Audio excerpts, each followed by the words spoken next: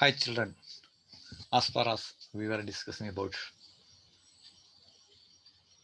seed dispersal, what is seed dispersal? What are the different methods of seed dispersal? We were studied about seed dispersal by air, seed dispersal by animals. Today we are going to study about seed dispersal by water. Seeds and fruits of plants that grow in or around water are dispersed by water to different places. വെള്ളത്തിൻ്റെ നദിയുടെ കരയിലൊക്കെ ജീവിക്കുന്ന plants അതിൻ്റെ seeds ഒക്കെ disperse ചെയ്യുന്നത് വെള്ളത്തിൽ കൂടി ആയിരിക്കും. മിക്കവാറും സീഡ്സ് ഡിസ്പേഴ്സ് ചെയ്യുന്നത് വെള്ളത്തിൽ കൂടി ആയിരിക്കും. Some plants produce light seeds that can float on water. Some plants produce light seeds.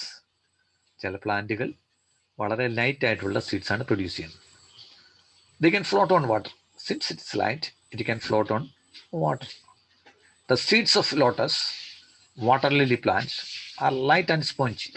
The seeds of lotus and water lily are light and spongy.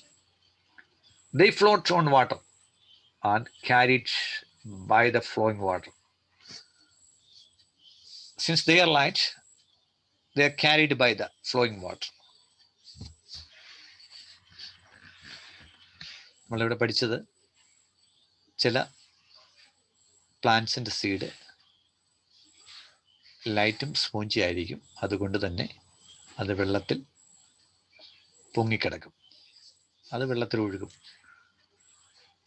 Example lotus, water lily, അതിൻ്റെ seed ലൈറ്റും സ്പോഞ്ചിയാണ്. അത് ഒഴുകുന്ന വെള്ളത്തിൽ കൂടെ ആ വെള്ളം വഹിച്ചുകൊണ്ട് പല സ്ഥലങ്ങളിലേക്ക് ഈ സീഡിനെ എത്തിക്കും.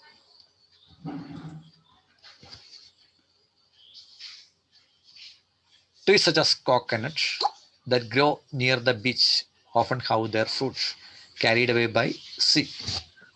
Trees such as coconut. So, coconut plant that grows near the beach. There's coconut seeds are carried away by the sea water. The fruits have thick, fibrous, waterproof outer covering. So, the coconut seed has this much specialties. Outer cover is thick, fibrous, waterproof.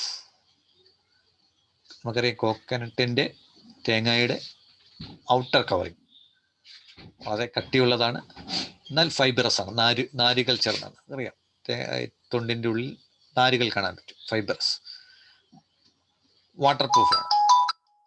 പിന്നെ അതിൻ്റെ മറ്റൊരു പ്രത്യേകതയാണ് water പ്രൂഫാണ്, which enables them to float in salt water.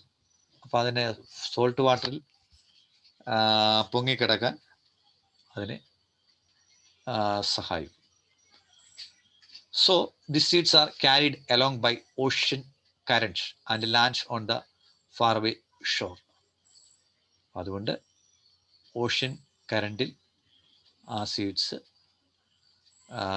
ഒഴുകിയിട്ട് ഇതുപോലെ ഒഴുകിപ്പോയിട്ട് ദൂരെയുള്ള സ്ഥലങ്ങളിൽ പോയി ഇതുപോലെ അതിൻ്റെ തീരങ്ങളിൽ അടിഞ്ഞിട്ട് അത് പുതിയ പ്ലാന്റായിട്ട് വളർന്നു വരും.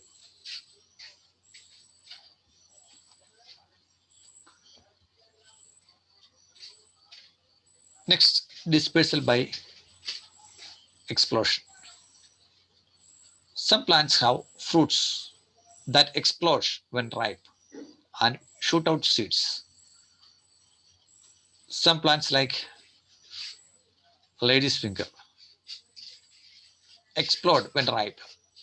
ലേഡീസ് ഫിംഗർ പോലുള്ള ചില പ്ലാന്റിൻ്റെ സീഡ്സ് അത് പാകമായി കഴിയുമ്പോൾ അതിനെ പൊട്ടിത്തെറിക്കും, ഇങ്ങനെ പൊട്ടിത്തെറിക്കും. This type of seed dispersal is seen lady's finger and beans plants. ഈ തരത്തിലുള്ള സീഡ് ഡിസ്പേഴ്സിൽ ലേഡീസ് ഫിംഗറിലും ബീൻസ് പ്ലാന്റിലും നമുക്ക് കാണാൻ സാധിക്കും.